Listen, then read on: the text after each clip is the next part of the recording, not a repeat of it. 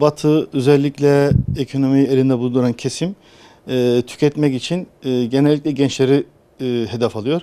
Üretmiş oldukları mallarda da genelde gençlerin dikkatini çekecek türden şeyler olduğu için Batı'da böyle bir sıkıntı var.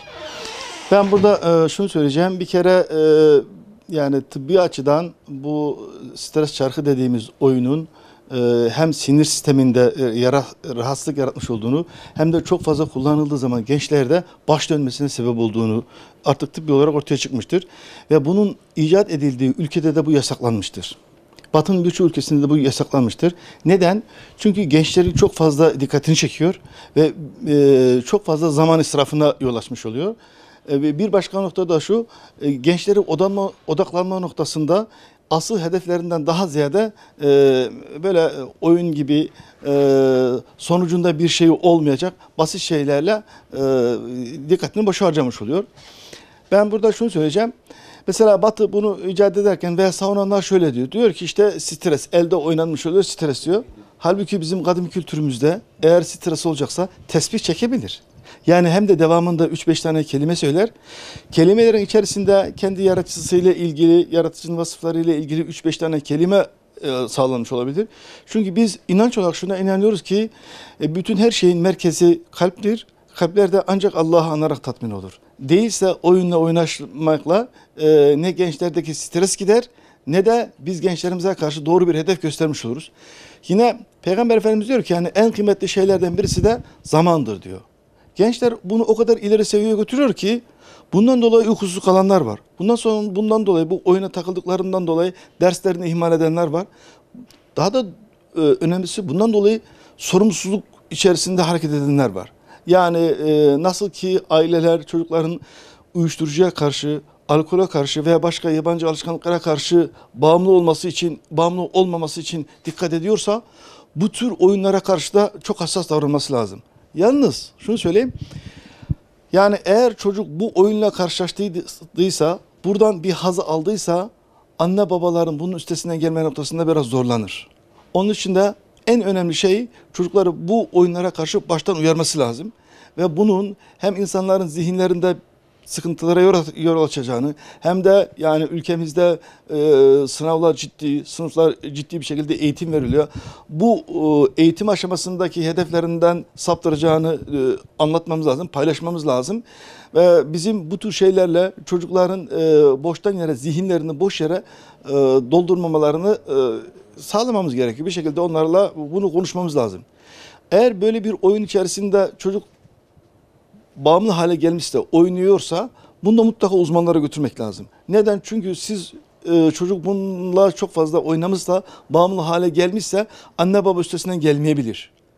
Bu noktada okuldaki rehber öğretmenleriyle, diğer öğretmenleriyle işbirliği içerisinde olup gerekirse daha ileri boyutta psikolojik destek alarak çocukların bu tür rahatsızlıklara karşı uyanık olmaları için destek alması gerekir diye düşünüyorum. Şimdi ben zannedersem İbn Sina'nın bir sözü var. İbn Sina diyor ki biyolojik hastalıkların büyük çoğunluğu psikolojiktir. Psikolojik hastalıkların da büyük çoğunluğu biyolojiktir. Psikolojik ve biyolojik hastalıkların ana etkeni strestir. Ben şunu söyleyeyim, bu tür oyunlar aslında önce karşı tarafla rekabet halinde Atari diye bir oyun çıkarmışlardı. Ondan sonra değişik türden oyun çıkarmışlardı. Bu oyun içerisinde birey rahatlamıyor. Tam tersi daha fazla stres içine girmiş oluyor. Daha fazla kaygı duyuyor ve daha fazla gerilim yaşıyor. Şimdi de son dönemde bu stres çarkı çıktı. Burada da birey bir başkasına ihtiyaç olmadan kendi kendine geriliyor. Kendi kendine kaygı içerisinde oluyor. Kendi kendine sıkıntılar içerisinde oluyor. Böylelikle de çocuktaki stres, çocuktaki rahatlama yerine daha fazla kaygı, daha fazla gerilme ve daha fazla da dikkat dağınıklığını görüyoruz.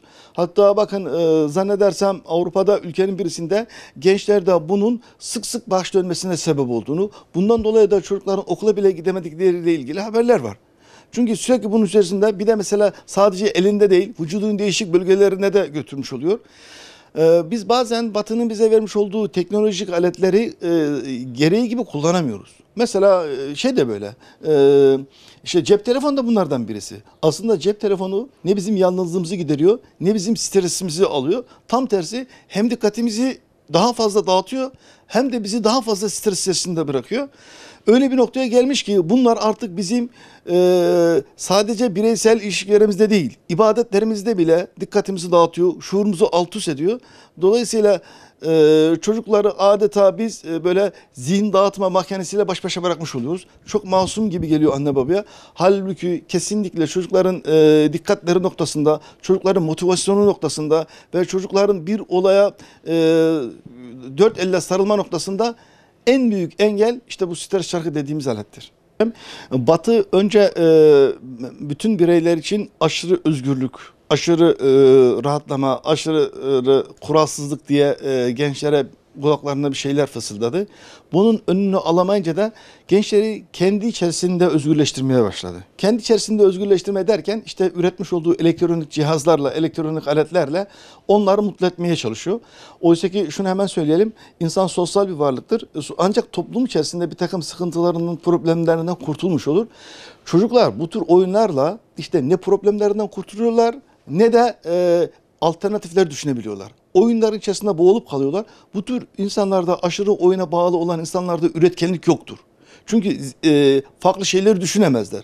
Ve hep kendilerine enjekte edilen, kendilerine verilen oyunlar içerisinde kendilerine farklı bir dünya kurmuş olabilirler.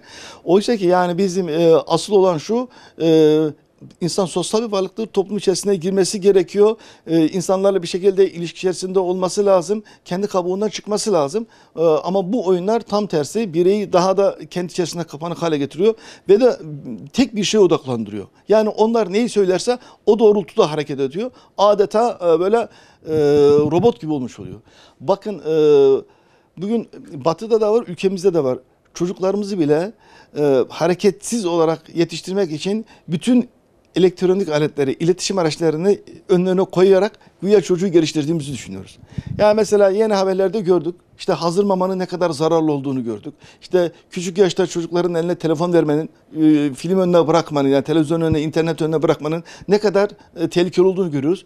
Çocuklar küçük yaşta bunları aldıktan sonra bunlara bağımlı hale geliyor. Ve mutluluğu bunlarda arıyor. Ve mesela birçok kişi öyle bir noktaya gelmiş ki bu elektronik aletler vasıtasıyla veya işte stres çarkı vasıtasıyla veya cep telefonu vasıtasıyla kurmuş olduğu ilişkide almış olduğu zevki ibadette alamıyor. Hatta ben şunu söyleyeyim. Yani bakın yine bu internette düşmüştü bir haber. Adam namazda bile kulağı cep telefonunda. Şimdi namazda bile öyle bir gelecek ki bir nesil mesela diyelim ki dindar ailenin çocukları. İşte stres topunu bırakıp 2 dakikada ben namazı hızlı bir şekilde kılıp tekrar bir kez daha. Yani aklı hiçbir zaman ibadetlerde olmayacak. Mesela birileriyle konuşurken bile sürekli aklı orada olacak. Neden? Çünkü oraya bağımlı olmuş oluyor. Yani mesela üniversitedeki gençlerle konuşmamızda gençlerin söylediği söz şu. Bunu çok rahat bir şekilde söylüyorum. Diyor ki biz bir yere gideceksek cep telefonu olsun, başka kimseye gerek yok. Çünkü bu bize yeterli diyor. Şimdi yeni nesil de şunu diyecek. Biz bir yere gittiğimiz zaman yanımızda stres çarkı olsun, başka biz bir şey istemiyoruz. Hiçbir şeye gerek yok. Dolayısıyla böyle mekanik bir hale getiriyor.